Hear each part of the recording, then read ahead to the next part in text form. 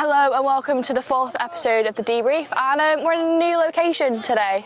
We're sat outside at Liverpools in the sun, sunbathing. Got to catch a tan before we go away. Cream on? No? Put my sun cream on this morning. Did you? Productive, yeah, I did. Anyway, I'm joined by my co-host Freya Rathbone. Oh yeah? And we're going to be discussing 3 major topics in today's debrief. We're going to start off with a disappointing topic, which was Liverpool's draw to Spurs on Mother's Day. But we're going to start off with the positives of the game. What's the many? I've got 2. Oh, okay. Rio Ngamoa. Yeah. I love him. Is he going to be the young player of the season? That's my question. He's brilliant. Yeah, I'd say so. I think he's great. I think, look, he's shown Slot what he can do. Yeah. But then the other problem is he's only 17 and we can't be relying on a 17-year-old for our team to play well. No, you can't, and I think that's not fair, is it? No. But I mean, he did play well, broke down the Spurs defence pretty well. Again, that partnership, I keep talking about this partnership on the left-hand side between Robbo and Rio. That is some magic. It's something that he probably needs to work on with Kirkes as well, because Kirkes is obviously the replacement for Robbo now. Yeah, but I mean, yeah. Ngamoa, I don't, he's great, and I think... I know, but I kind of feel sorry for him in like a sense, because there's so much pressure on a 17-year-old for a big team like Liverpool to succeed. You're 17 in April? Yeah. Imagine, I don't know, one of the coaches here went, actually, we're going to put you on. We're like 6-0 down. We want you to score. Do you know what I mean? That is like, you think, oh. I can barely walk up the stairs, so. I can't walk down them. So, I mean. She walks down the stairs sideways. It's awful. It's awful, but scared of falling. Yeah. But I mean, Rio Ngamoa, great game. Won a man of the match. Yeah. Deserved. Fully deserved. I think. Look, you wouldn't argue. You wouldn't sit there and go, actually, I thought it was such and such. No, he was the player that stood He out. was strong. And he was the only one that was trying, really. Gave 100% in anything he did. Because when you watch that match, they all looked knackered when they first started. Like, they didn't want that match. Spurs wanted it more than we did. And it showed. And Spurs needed the points more than we did. They're fighting relegation.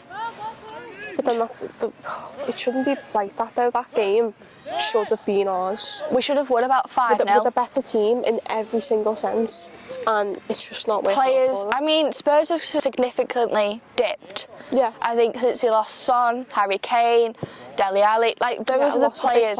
They lost big players, and they are suffering, and they're suffering for it. But I mean, look, we should have grabbed it in the first half. We should have had it in the first half. But in the first half, none other than Dominic Szoboszlai scored another magnificent free kick. And again, turned around to my dad and said, this is going in. Because you sort of expect it now from Dominic Szoboszlai to go in. Because he's the main guy for free kicks. He's always going to be there to take free kick merchant. Yeah. He's brilliant. It's not a bad thing. One thing I will say is if that goalie wasn't so bad, it wouldn't have won him. He should have saved it, let's be honest. Vicario should have saved it. But it should have been saved. It should have been saved. I've got a little statistic for you. First one of the episode. Yeah. There's been 16 direct free kicks in the Premier League this season. Mm-hmm. Dominic Szoboszlai has 25% of those 16, which means he has 4 free kicks, direct free kicks. Now, I also found out that he's got more than any club combined by himself. Mm-hmm. So, like, United have got 1, Bournemouth have got 2. Look, you wouldn't sit here and argue saying... I would say he's the second best midfielder in the Premier League. Who would you say was the first? Declan Rice. Yeah, I'd have to agree with that one. But I mean, what? You can't... I mean, Dominic Szoboszlai, great player. I mean, he did say in his press mass conference that we'd be lucky to play in the Conference League next year for the way we're playing.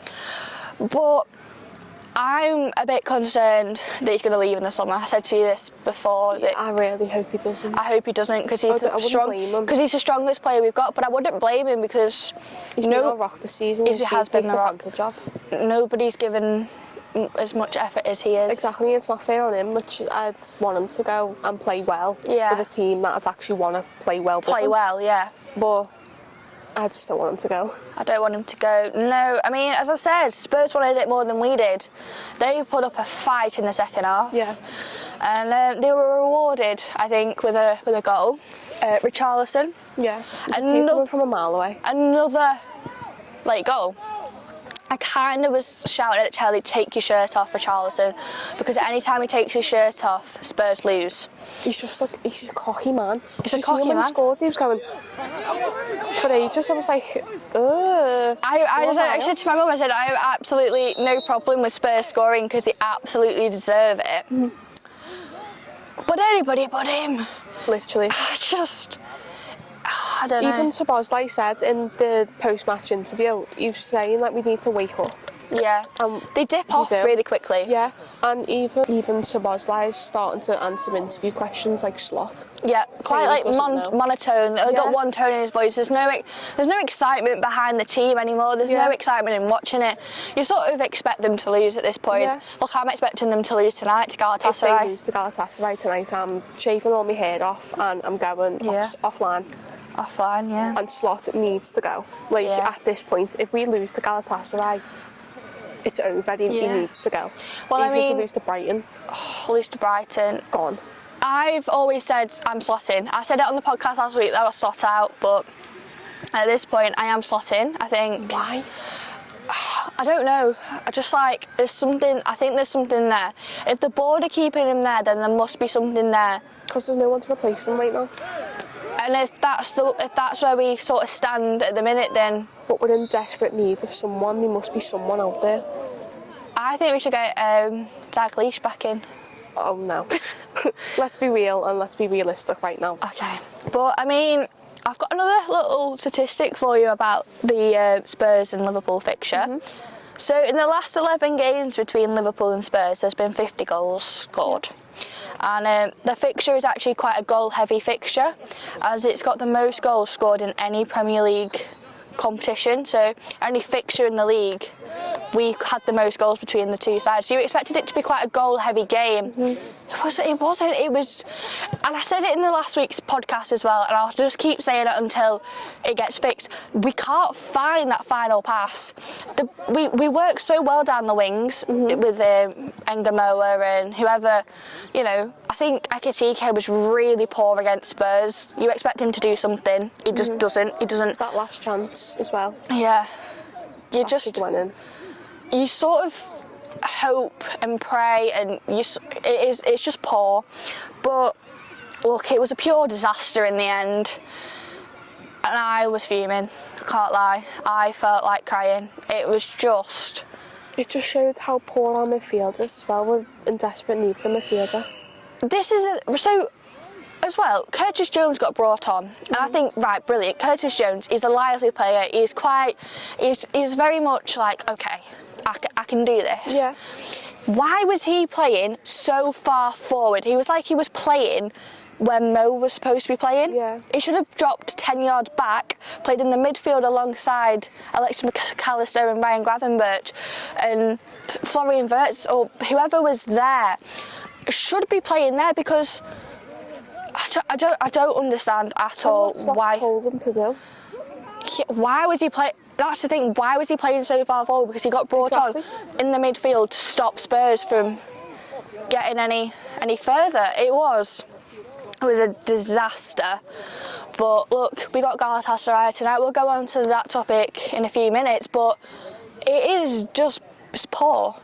It's so poor, and something needs to change immediately. If it's a new manager, then so be it, because I'm not opposed to it at all. But something needs I'd be opposed to it. I said this in one of the videos I think it's gone out on the Academy social media. I said that I'd be slot out if we lose the derby to Everton, because I don't, as bitter as it may sound, I don't want to give them the first derby win at Hill Dickinson. The satisfaction, yeah. That satisfaction, nah. They got it at Goodison Park when they scored that last minute winner, and they last minute to draw the game. That Tarkowski, it was a good goal. That satisfaction it gave the Evertonians, I don't want to see it again. So you wouldn't want to slot out even if we lose the Galatasaray with no fans in the stadium? Yeah. That's diabolical to me. That's just my opinion. Everybody's allowed to have an opinion. I know. You know you are. Well, we'll move on to something else that was a bit of a disaster, but not for us, but for another team. Is the title race over? Look, Arsenal are, what, 9 points at the top of the table now? I think it's looking like Arsenal. It's looking like Arsenal are going to win the league. Don't want them to win the league, but look, it's looking like it at the minute. Especially with that young player as well. I'm gonna years of age. I'm gonna get onto him actually. He's a topic of conversation in this bit, like a subsection. Thank you.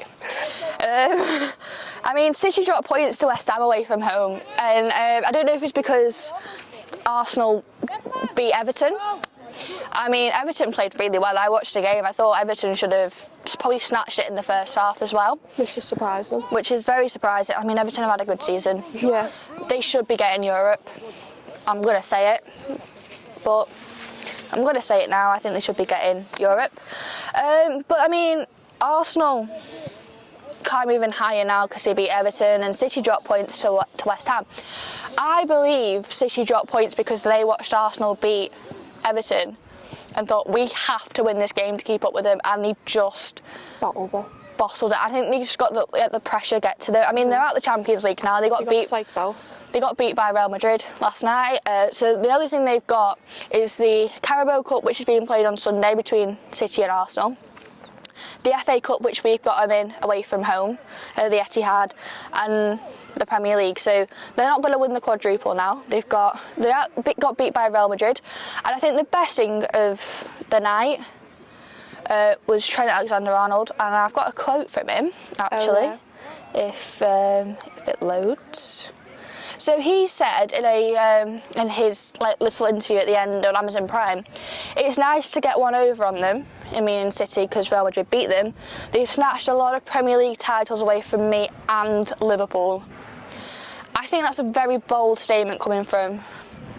It is, especially to mention Liverpool as well. Yeah. It's like he's trying to get back into the good books. That's what I mean. I mean, look. Let's manifest. Let's manifest he comes back, but I'd love that. I honestly believe the title race is over.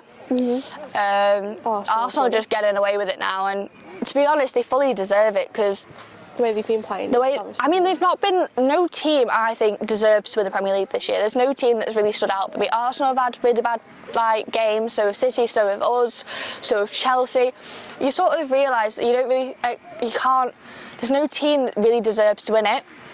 Arsenal have just got away with it. Just got snatched it, ran away with it because of how poor everybody's been playing.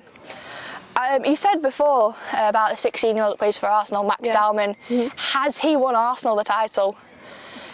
That goal. Imagine that. Imagine scoring that goal and then going into school the next day.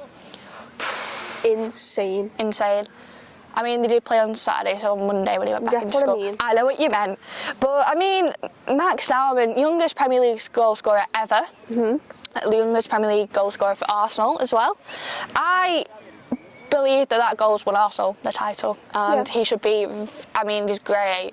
He should be very proud of himself for how he's handled being in the Premier League, because I know we said with James Milner, look, he's 40 and he's been playing such a high against players that have such high league and high ability.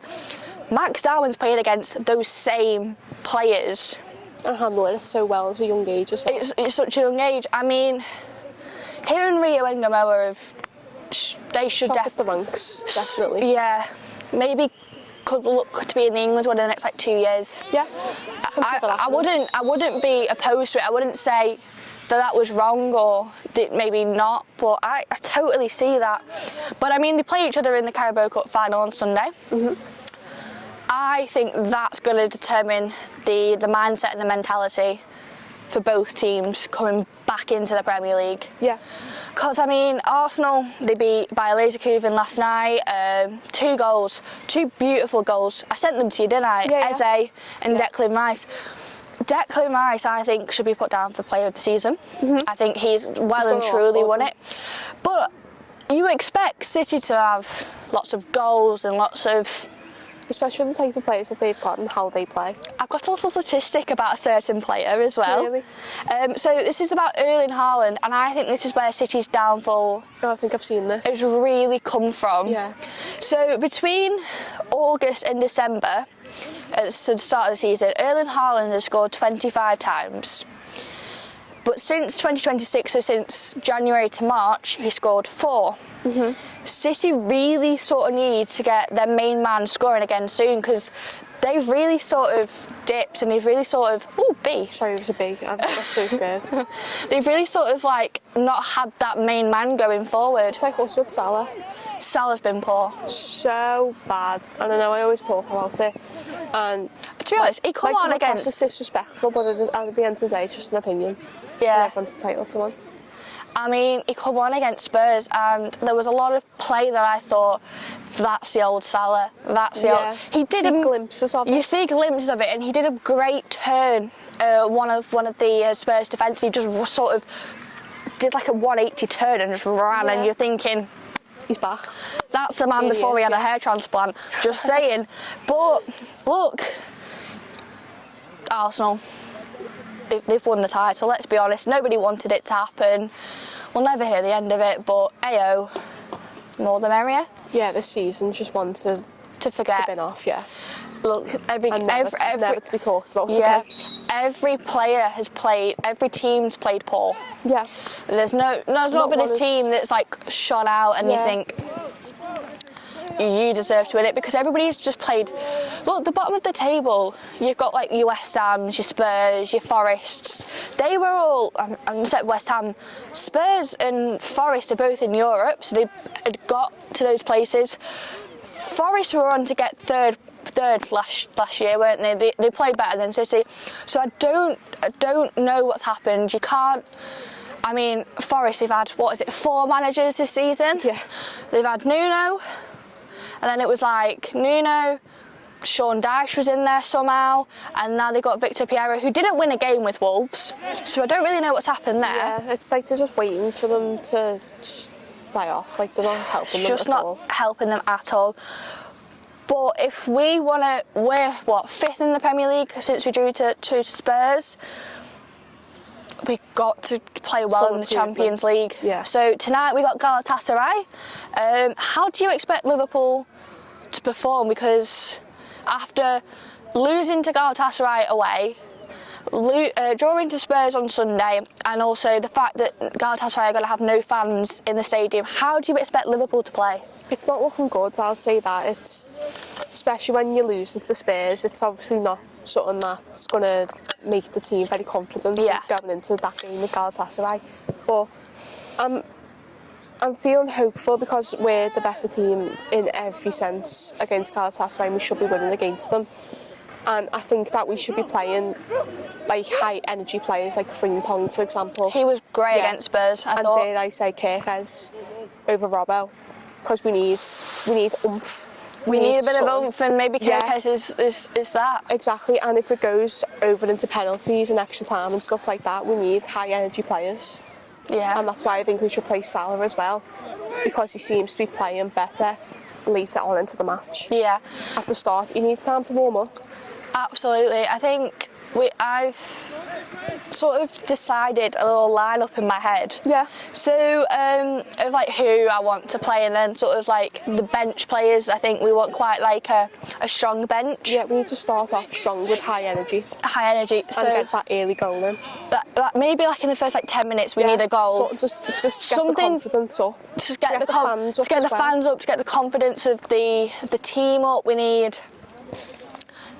Especially need to get the fans going, because the booing last. They booed us against Spurs, and you think, yeah, they deserve that. You need to get the energy back up. It's the way the fans showing that they're not happy with what's going on. Absolutely not. But I've got a little lineup if you want to have a little here, yeah? So I'm going to have in goal, I'm going to have Mohammed. Yeah. I thought he was... Great game. Great game against Galatasaray on Tuesday. Lots of saves that could have been potential Lots of goals. saves that could have been potential goals. He was the man behind the operation for Liverpool. I thought he saved us in so many ways. He saved us. It could have been so much worse. And then at right back, I'm going to put Curtis Jones. And you'll see why I've done that in a minute. Van Dijk and Gomez as a centre-back partnership. I don't want Kanate to play because I feel like he'll have the mentality of last game and he was just poor, let's be honest. Or he might want to redeem himself, you don't know. Maybe put him on the bench and bring him on, depending how Gomez plays. I mean, he's coming back from injury, so I don't want to play him for the full 90 minutes. Yeah. And then left back, I'd probably put... I'm going to put Kirkez for him to play for 60 minutes and then bring Robbo on. Yeah. My midfield, I'm having Gravenberch, Szoboszlai and Wirtz is my midfield. And then my wingers, I'm having Frimpong and Salah and then Ekitike through the middle. Anyway, that's my lineup for tonight. I'm sort of hoping you could give me a score prediction for how you think tonight's going to go. I reckon it'll be 2-1 and we won't score in the extra time, it'll go to penalties. Who do you think's going to score our 2 goals? That's hard to say. It could be anybody. I'll go Salah and I'll go Bit. I'm going to go strong. I'm going to go strong here and I'm going to back my team. I'm going to go 3-0. I think it'll be to score Florian Wirtz, Ekitike, and I'm going to say maybe Rio Ngamoa when he comes on. But yeah. We debriefed. We debriefed. Thank you for joining us on the 4th episode of the Debrief. I've been Megan Fish. I've been Freya Rathbone. We'll see you next week for episode 5. Thank you. Bye.